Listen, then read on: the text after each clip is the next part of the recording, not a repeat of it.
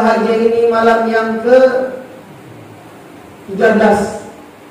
Ya Pak Imam. Malam 13. Allah Subhanahu wa taala masih memberikan kepada kita kesehatan, kesempatan untuk berumrah di bulan yang mulia ini. Bulan yang sangat diidam-idamkan dan diharapkan oleh setiap orang yang beriman. Karena memang di dalam Al-Quran yang dipanggil adalah orang yang beriman. Ya ayyuhalladzina amanu, wahai orang-orang yang beriman. Tidak Allah panggil ya ayyuhan nas, wahai manusia, tidak. Tapi yang Allah panggil adalah orang-orang yang beriman. Maka yang merasa terpanggil dengan panggilan Allah ini untuk menjalankan ibadah puasa di bulan Ramadan, maka adalah orang-orang yang beriman saja. Ya ayyuhalladzina amanu kutiba alaikumussyam kama kutiba alal ladzina min qablikum la'allakum tattaqun. Dan itu telah kita jalankan beberapa hari di bulan yang mulia ini. Bulan Ramadan, bulan di mana Allah Subhanahu wa taala bakar segala dosa-dosa kita. Bulan Ramadan di bulan pertamanya adalah di 10 awal pertamanya adalah rahmat. Di pertengahan adalah maghfirah. Nanti ketika berakhir Ramadan, maka itqub minan nar, kita lepas dari api neraka. Hadirin adalah Bapak Ibu yang dimuliakan Allah Subhanahu wa taala. Salawat dan salam kepada baginda Rasulullah sallallahu alaihi wasallam. Allahumma salli ala sayyidina Muhammad wa ala ali sayyidina Muhammad. Mudah-mudahan baginda Rasul sallallahu alaihi wasallam memberikan syafaatnya kepada kita semua di akhirat kelak, dan mudah-mudahan kita mendapatkan rahmat Allah Subhanahu wa taala dan berselawat kepada baginda Rasulullah sallallahu alaihi wasallam. Man shalla alaihi salatan wahidatan sallallahu alaihi wasallam. Barang siapa yang berselawat kepada satu kali, maka Allah akan balas selawatnya 10 kali. Para ulama menjelaskan selawat Allah kepada makhluknya, kepada kita hambanya adalah rahmat dari Allah Subhanahu wa taala. Berapa kali tadi kita berselawat kepada baginda Rasul? Setiap 2 rakaat kita berselawat, selesai 2 rakaat kita berselawat. Maka rahmat Allah lah yang akan bercucuran kepada kita semua, terutama di kampung Padang Langgis yang kita cintai ini. Amin ya rabbal alamin. Hadirin Bapak Ibu yang dimuliakan oleh Allah Subhanahu wa taala. Mulai dari awal Ramadan hingga malam hari ini, sudah berapa ibadah yang kita lakukan. Tidak hanya puasa, kita berusaha menjaga arkan anggota tubuh kita dari yang membatalkan puasa. Tidak hanya puasa, kita juga membaca Al-Quran di setiap malam harinya. Bahkan selesai salat subuh pun kita baca Al-Quran. Bahkan tidak sampai di situ, kita bergadang untuk membaca Al-Quran. Atau mungkin ada ibadah yang lain yang kita isi di bulan Ramadan ini. Kita berikan bantuan sedekah kepada orang-orang yang membutuhkan. Kita ringankan tangan kita, mengeluarkan sedikit harta yang Allah berikan kepada kita. Itu ibadah juga yang kita lakukan di bulan Ramadan. Ada lagi ibadah yang lain? Ada. Kita tersenyum kepada saudara kita ketika kita berjumpa dengannya. Kita apabila 2 orang bersaudara bertemu, 2 orang muslim yang bersaudara bertemu, maka kemudian kedua-duanya bersalaman, maka Allah Subhanahu wa taala akan ampunkan dosa-dosanya sebelum keduanya berpisah. Itu disebut oleh Nabi Muhammad SAW di dalam sebuah hadis. Itu juga ibadah. Kita salat berjamaah di masjid 5 waktu sehari semalam selama bulan Ramadan, itu juga ibadah. Bahkan di setiap malamnya kita hadir di masjid yang kita cintai ini untuk melakukan salat sunnah tarawih 20 rakaat, ditutup dengan witir 3 rakaat. Itu juga ibadah. Tapi bukan itu yang ingin saya sampaikan pada kesempatan yang berbahagia ini. Yang ingin saya sampaikan pada kesempatan berbahagia ini adalah Al-Quran surah Al-Baqarah ayat yang kelima terkait dengan ibadah yang kita lakukan di bulan Ramadan ini dan bulan-bulan lainnya. Hadirin yang mulia Allah Subhanahu wa taala.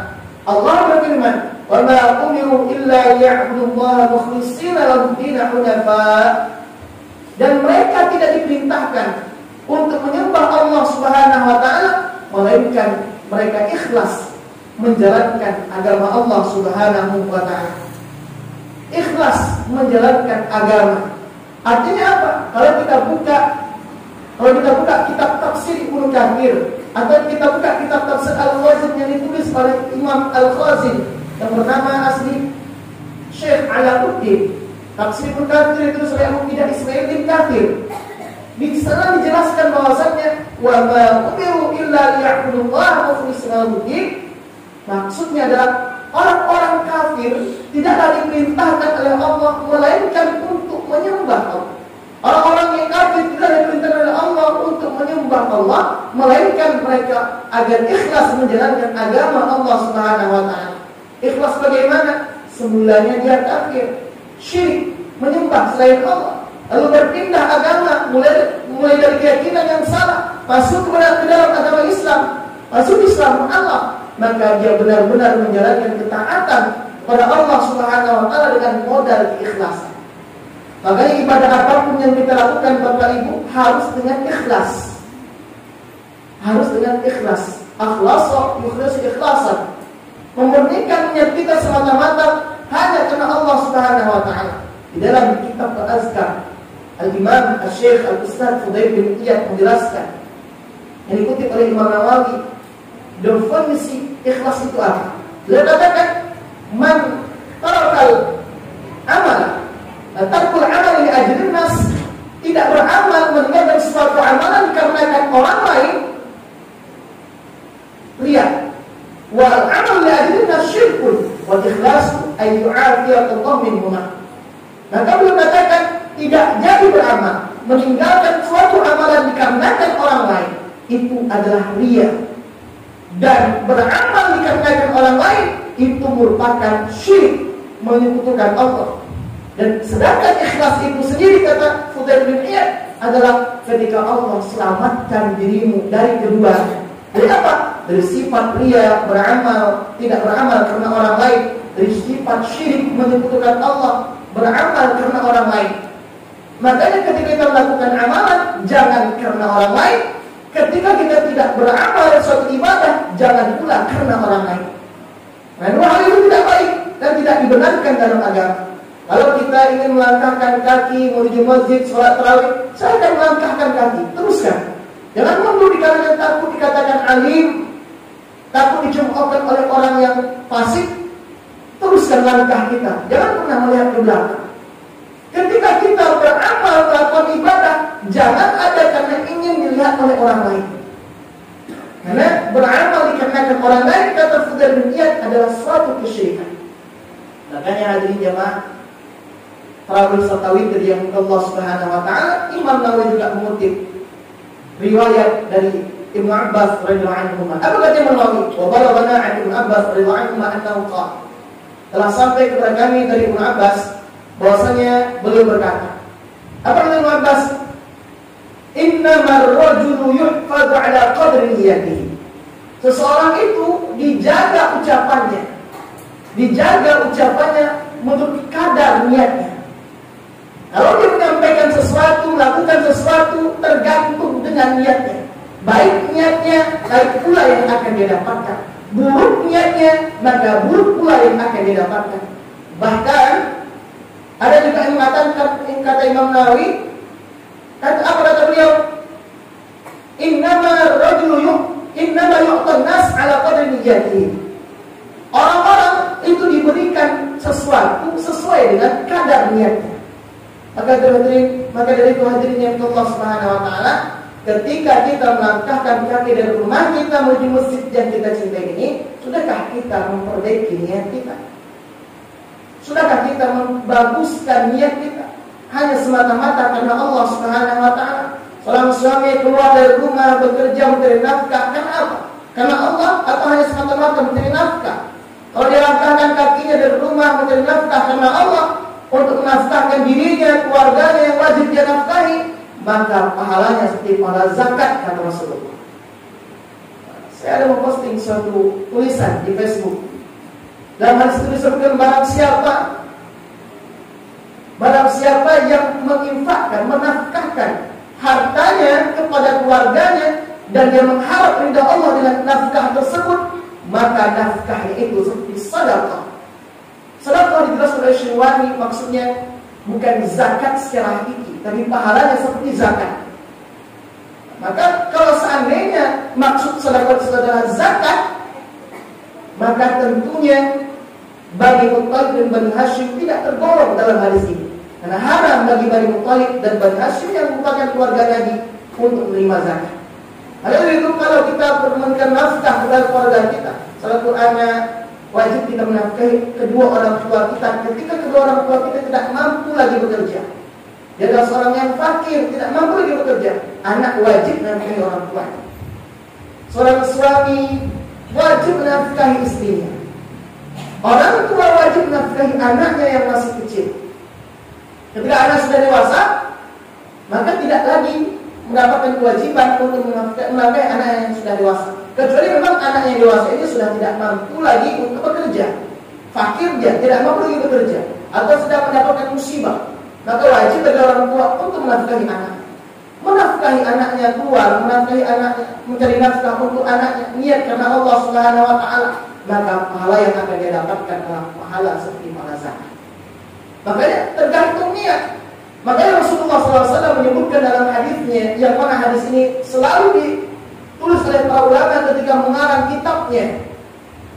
Sangat suka para ulama mengawali tulisan di dalam kitab itu dengan hadis ini. Ada siapa itu? Hadis yang bersumber dari Amirul Mukminin Abi Hafs Umar bin Khattab radhiyallahu anhu. Nama aslinya Umar, nama ayahnya Khattab. Beliau dipanggil Amirul Mukminin karena ketika beliau setelah menjadi khalifah setelah Abu Bakar, beliau sampaikan kepada para sahabat, "Ana amirukum wa antumul mu'minun." Saya adalah pemimpin kalian dan kalian adalah orang yang beriman. Sejak saat itu Umar bin Khattab dipanggil Amirul Mukminin. Sahabat yang pertama bergelar Amirul Mukminin. Kemudian kenapa dipanggil lagi Hafsin? Karena dia sosok yang pemberani, tegas, maka dipanggil dengan ayah singa. Maka dari itu Umar bin Khattab mengatakan, Umar bin Khattab radhiyallahu anhu, qala Rasulullah sallallahu alaihi wasallam, "Innamal a'malu binniyat wa innama likulli imrin ma nawa. Faman kana hijratuhu ila Allah wa rasulihi, fa hijratuhu ila Allah wa rasulihi. Wa man kana hijratuhu ila dunya yusibuha al-murati yaqiruha, fa hijratuhu ila ma hajara ilaihi." Hadis ini kata Imam Nawawi dalam kitab Arba'in An-Nawawiyahnya, atau dalam kitab Azkar An-Nawawi, merupakan hadis yang disahihkan oleh dua ulama hadis yang memiliki kitab yang sangat sahih. Yang paling sahih adalah Imam Bukhari, Sahih Bukhari. Yang kemudian di bawah Sahih Bukhari adalah Sahih Muslim. Kedua-duanya Imam Bukhari dan Muslim menganggap hadis ini adalah hadis sahih. Maka dari itu, segala amal kita, tentu amal yang diperintahkan oleh Allah Subhanahu wa taala itu harus dengan niat. Karena tidak semua amal pakai niat. Ketika muadzin mengandangkan adzan tak perlu niat. Tapi ada amalan-amalan yang memang perintah dari Allah harus dengan niat. Salat harus dengan niat, puasa harus dengan niat. Kalau ada Bapak Ibu pada malam kemarin tidak baca niat hingga terbit fajar, lalu memaksakan diri puasa, bangun tiba-tiba udah subuh, lupa niat pada malam hari, maksakan diri puasa, maka puasanya tidak sah. Ada tidak Pak? Alhamdulillah. Karena rajin terawih ke sini. Karena itu kan biasanya imam menuntun nawaitu shauma ghadin an ada'i fardhi syahr ramadhan hadis sanati lillahi. Jangan lupa niat. Kecuali memang pada malam pertama Ramadan yang lalu kita ada masaknya untuk sebulan penuh taklid kepada Imam Malik. Pada malam pertama, malam kedua tak bisa lagi. Karena kan dalam fikih disebutkan dianjurkan bagi kita yang bermazhab Syafi'i pada malam yang pertama taklid kepada Imam Malik dalam soal niat. Bukan berarti malam kedua tak perlu lagi niat puasa, malam ketiga tak perlu lagi puasa, niat puasa. Maksudnya apa? Agar kalau seandainya lupa kita niat pada suatu malam, tiba-tiba tak terbangun sahur, sudah subuh saja, maka kita bisa puasakan sudah niat pada malam pertama Ramadan. Karena Bapak Ibu mungkin tak pakai niat 1 bulan pun pada malam pertama Ramadan, maka harus niat setiap malam. Kapan awal niat itu? Awal niat puasa Ramadan mulai dari terbenam matahari hingga sebelum datang waktu subuh. Maka dari itu jamaah salat tarawih yang dimuliakan Allah Subhanahu wa taala, kalau seandainya kita tidak baca niat di malam hari, tapi kita bangun sahur, ikut kita baca sahur, tidak baca niat, tidak pasang niat, maka puasa kita sah. Sahur kita sudah dianggap niat. Kan nggak mungkin Bapak Ibu bangun sahur makan, makan gitu aja. Kalau itu kan pasti memang niat mau puasa. Nah, maka sah puasanya. Kalau ada bangun sahur, kalau nggak ada bangun sahur, bangun sudah waktu subuh, lupa niat, maka puasanya tidak sah. Kan penting niat itu contoh saja. Maksudnya amal ibadah, ada ibadah yang harus pakai niat. Kalau tidak pakai niat, maka tidak sah. Maka keikhlasan itu penting ketika menjalankan ibadah. Salah satunya ketika kita membaca Al-Quran di bulan Ramadan ini, karena apa? Karena Allah kah? Atau hanya karena seremonial saja? Karena Allah kah? Atau karena hanya ikut-ikutan saja? Kalau kita membaca Al-Quran karena Allah, mengharapkan ridha Allah, maka setiap huruf dari Al-Quran itu 10 pahala. Kan itu kan? Dan setiap hurufnya mendapatkan pahala. Bahkan Bapak Ibu, kalaupun kita hanya membaca setiap malam suratul Ikhlas, mungkin saking sibuknya, pagi sampai malam kerja pulang langsung ke, lalu sembahyang maghrib, isya, tarawih, witir dah letih, kesempat baca Quran. Nah, sebelum tidur kita baca suratul Ikhlas. Bismillahirrahmanirrahim. Qul huwallahu ahad, Allahus samad, lam yalid wa lam yulad wa lam yakul lahu kufuwan ahad. 3 kali kita baca, sudah sama pahalanya seperti menghatamkan Al-Quran. Uang menghatam Al-Quran semalam penuh. Bapak kebetulan cepat ngaji. Kecilnya belajar, misalkan bapak di sini, bapak di mana lah. Lupa baca Quran, hurufnya lepas pas sekali. Ada yang kita sibuk, letih, bekerja di siang hari, malam harinya capek. Maka sebelum tidur bacalah surah Ikhlas 3 kali minimal. Maka pahalanya sama seperti menghatamkan Al-Quran. Kenapa bisa membaca Al-Quran itu sama pahalanya seperti menghatamkan Al-Quran? Karena dalam suratul Ikhlas sudah mencakup 1/3 dari Al-Quran. 1/3 isi dari Al-Quran. Saya ulangi, karena dalam surah Al-Ikhlas sudah mencakup 1/3 dari isi kandungan Al-Quran. Al-Quran keseluruhan dari Al-Fatihah sampai An-Nas itu 3 isinya. Dikatakan oleh Imam Zarkashi dalam kitab Al-Burhan fi Ulumil Quran. Ada 3. Yang pertama tauhid. Kita tengok kan Al-Ikhlas kan tentang tauhid. Qul huwallahu ahad, Allahus samad, lam yalid wa lam yulad wa lam yakul lahu kufuwan ahad. Tentang mengesahkan Allah. Ikhlas, memurnikan tauhid. Kan itu kan? Makanya membaca surah Ikhlas sekali sama seperti membaca 1/3 dari Al-Quran. 3 kali sudah menghatamkan Al-Quran. Pulang Bapak Ibu, jangan supaya tidak baca Quran lagi, baca ayat masalahnya 3 kali. Dan begini maksudnya kan ya. Ini kan bagi yang mungkin karena lelah seharian bekerja, maka daripada sama sekali tidak baca Al-Quran, minimal kita sebelum tidur baca surah Ikhlas 3 kali. Tapi tetap juga baca Quran kan. Kemudian adakah dalam Al-Quran itu satu surah yang mencakup semuanya? Ada satu surah yang mencakup semua isi kandungan Al-Quran. Tidak hanya 1/3, tapi semuanya ada. Itulah surah Al-Fatihah. Kenapa Al-Fatihah disebut dengan Ummul Quran? Karena ini induknya Al-Quran. Disebut induknya Al-Quran, induknya Alkitab, Ummul Kitab juga kan. Kenapa? Karena di dalamnya sudah mencakup seluruh isi Al-Quran. Apa saja isinya tadi?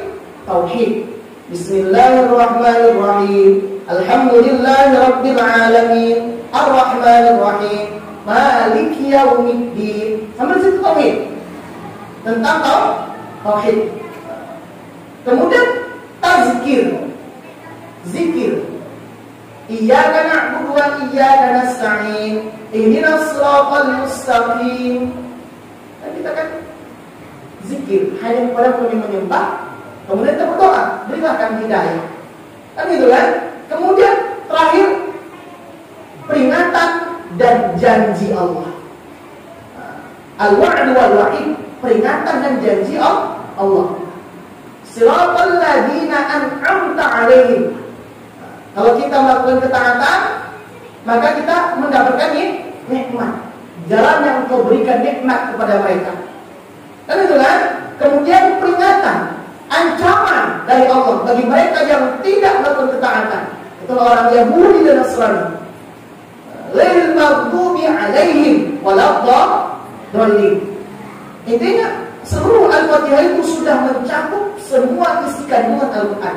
Ada tauhid, ada tazkir, zikir, ada peringatan, ancaman, dan juga janji Allah. Jadi kita tidak rugi membaca Al-Quran. Al-Quran itulah yang akan menjadi pensyafaat bagi kita nanti. Hadirin dari Allah Subhanahu wa Ta'ala. Maka dari itu, kalaupun kita tidak mampu membaca Al-Quran dengan fasih, bacalah semampu kita dan terus belajar. Walaupun tak kan itu kan, walaupun terbata-bata, tetap ada pahalanya. Tapi kita harus belajar, bukan berhenti belajar. Sehingga ketika ada orang yang mau sholat, namun dia tidak hafal bacaan Al-Fatihah, nggak hafal dia bacaan Al-Fatihah, mungkin baru masuk agama Islam. Boleh dia sholat, ketika sholat dia membaca apa yang dia dapat, surah apapun yang dia baca, yang dia dapat, kan itu kan? Boleh. Tapi dia wajib untuk menghafal dan mempelajari Al-Quran. Tapi jangan coba-coba maju jadi imam. Udah bacaan kita tidak pas, berani maju jadi imam, gawat. Nanti semua jamaahnya mufaraqah, tak beres imami, disalahu, kan? Contoh, Bismillahirrahmanirrahim, gitu kan? Salah huruf. Karena Al-Fatihah itu adalah bagian dari rukun sholat. La sholata liman lam yaqra' bi Fatihatil Kitab, kata Nabi. Sholat tidak sah bagi orang yang tidak membaca Al-Fatihah. Orang yang salah ketika membaca Al-Fatihah diangkat tidak membaca Al-Fatihah. Mungkin sholat rusak jamaah. Makanya kita ketika sholat berjamaah itu harus sadar diri. Disuruh orang maju, jangan main maju aja. Sadar kemampuan kalau mampu kita maju, silakan maju. Tapi kalau kita tidak mampu, daripada kita membawa jamaah ke sholat yang tidak sah, kan itu kan, ini kita jadi makmum sajalah, kan itu. Hadirin Allah Subhanahu wa Ta'ala. Kembali kita pada tema awal tadi, bahwasannya ibadah itu haruslah dengan keikhlasan. Apapun ibadah yang kita lakukan di bulan Ramadan ini, kalau ingin mendapatkan pahala yang berlipat ganda, haruslah dengan keikhlasan. Maka bagaimana ikhlas itu? Kata Huzaifah yang dikutip oleh Imam Al-Qushairi dalam kitab Al-Qushairiyahnya, ikhlas itu adalah ketika perbuatan itu sama, perbuatan amal satu hamba itu sama saja ketika dilihat oleh orang lain dan tidak dilihat oleh orang lain. Karena itu ketika nampak oleh orang lain, ketika tidak nampak oleh orang lain, sama saja. Tanda-tanda orang yang tidak ikhlas, tanda-tanda kita tidak ikhlas melakukan amal ibadah adalah ketika kita sholat berjamaah di masjid, habis sholat kita ba'diyah maghrib, habis isya, dan sebelum isya kita qobliyah dan ba'diyah isya. Tapi ketika di rumah sholat sendirian, habis sholat isya nggak pakai sunnah ba'diyah lagi, nggak pakai qobliyah isya. Itu contoh kita sholatnya tidak ikhlas, itu saja. Orang yang ikhlas amalannya itu adalah mau dilihat orang maupun tidak dilihat orang, sama saja, tidak dibeda-bedakan. Ikhlas karena Allah Subhanahu wa Ta'ala. Makanya ketika kita melakukan ibadah harus dengan penuh keikhlasan. Jangan sampai dalam hati kita mencokol penyakit yang sangat kronis, kata Imam Ghazali. Ada penyakit yang kronis yang susah untuk disembuhkan, yaitu riya, ujub, takabur. Ini penyakit ini, saya ulangi, hasad, ujub, dan takabur. Ini penyakit yang sangat kronis, kata Imam Ghazali. Sulit untuk disembuhkan. Ketika kita beribadah merasa diri kita yang paling alimnya, orang lain tidak alim. Dan itu kan kita lah yang paling alimnya, sudah ujub. Kan itu kan ketika kita beribadah merasa diri kita yang alimnya, sudah ujub. Ketika kita beribadah, diri kita yang paling alimnya, orang lain rendah dari kita, sehingga ketika orang tersebut memberikan nasihat ketika kita tidak mau mendengarnya, ketika kita menyampaikan sesuatu, orang tersebut membantah ucapan kita, mengkritik kita, kita tidak mau menerima kritikannya, itu sudah sombong namanya. Pernahkah kita seperti itu? Kalau pernah, segera obati penyakit hati yang sangat berbahaya, yang dapat merusak seluruh amal ibadah kita. Bagaimana cara mengobatinya? Imam Ghazali memberikan solusi. Ketika kamu melihat anak kecil, pandanglah anak kecil itu. Saat ini dia lebih baik daripada dirimu. Dia belum pernah melakukan kemaksiatan, tapi dirimu sudah lama hidup, sudah pernah melakukan dosa. Ketika berjumpa dengan orang yang lebih tua, pandanglah orang yang lebih tua tersebut, dia lebih baik daripada dirimu. Kenapa? Karena dia sudah lama hidup, tentu banyak ketaatan yang telah dilakukan ketimbang dirimu. Ketika kamu melihat orang yang alim di sini pakar dan ilmu pengetahuan agama, pandanglah ke orang yang alim tersebut bahwasanya dia lebih baik daripada dirimu. Dia sudah banyak berkontribusi untuk umat, banyak yang sudah diajarkannya, sedangkan dirimu belum ada apa-apanya. Jadi sehingga diri kita Bapak Ibu jauh dari sifat sombong, jauh dari sifat sombong. Jangan pernah diri kita lebih baik di orang lain. Bahkan ketika kita Bapak Ibu di kampung ini kita lihat ada tetangga, ada kerabat kita yang masih terjerumus dalam perbuatan dosa, narkoba, zina, mencuri dan sebagainya. Jangan kita pandang dia hina. Bagaimana kita cara memandangnya? Hari ini dia masih seperti itu. Bisa jadi nanti ketika tutup usia, dia yang husnul khotimah, saya yang tidak husnul khotimah. Karena penentuan itu di akhir, bukan di awal. Kesuksesan itu dilihat di akhir, bukan di awal. Saat ini, okelah kita bisa bersarung, berjas, berpenampilan rapi di masjid, salat berjamaah. Ada saudara kita di luar, belum tertutup pintu hatinya untuk sholat 5 waktu di sini. Dan kita anggap dia penghuni neraka, kita penghuni surga. Belum tentu. Bisa jadi dia yang penghuni surga, kita yang neraka. Kenapa? Karena ada wujud dalam hati kita, sehingga Allah tutup usia kita dalam keadaan suul khatimah. Na'udzubillah.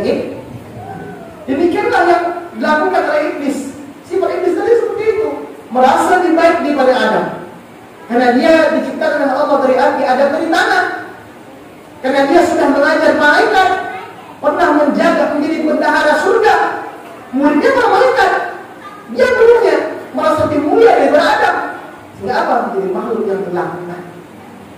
Jadi kita memandang siapapun ahli maksiat pun itu, ataupun orang, walaupun orang kafir yang kita lihat, dan pernah kita anggap orang kafir itu masuk neraka, penghuni neraka. Bisa jadi suatu saat dia memeluk agama Islam, masuk Islam, dialah yang tutup usia dalam keadaan husnul khatimah.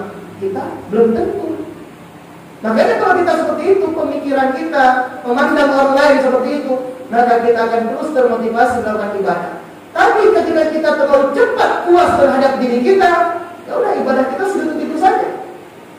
Dalam kalau udah penghuni surga, dan yang paling alimnya, sesekali nggak penghuni surga nggak apa-apa. Kan itu kan? Ada orang yang baru bertobat, masih masih manis-manisnya melakukan ibadah. Rajin dia ke masjid, rajin dia berzikir. Ketika saya diundang ceramah di lapas, saya lihat bagaimana para penghuni lapas tersebut. Ada yang khatam Quran, ada yang hafal Quran. Ketika sholat tarawih seperti ini, kompak satu suara semua membaca bacaan bidangnya.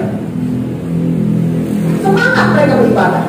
Kenapa? Karena Allah ketuk pintu hatinya untuk bertobat. Kita yang merasa baik ini, mampukah kita lebih baik lagi daripada mereka? Karena penentuan itu bukan di awal, Bapak Ibu, tapi penentuan adalah di akhir. Jangan kita menjadi hakim sebelum hari pengadilan itu diputuskan oleh Allah Subhanahu wa taala. Jadilah kita sebagai orang yang akan dihakimi oleh Allah, sehingga kita berusaha bagaimana menjadi diri yang lebih baik lagi. Dan terima kasih. Wabillahi taufiq wal hidayah. Assalamualaikum warahmatullahi wabarakatuh.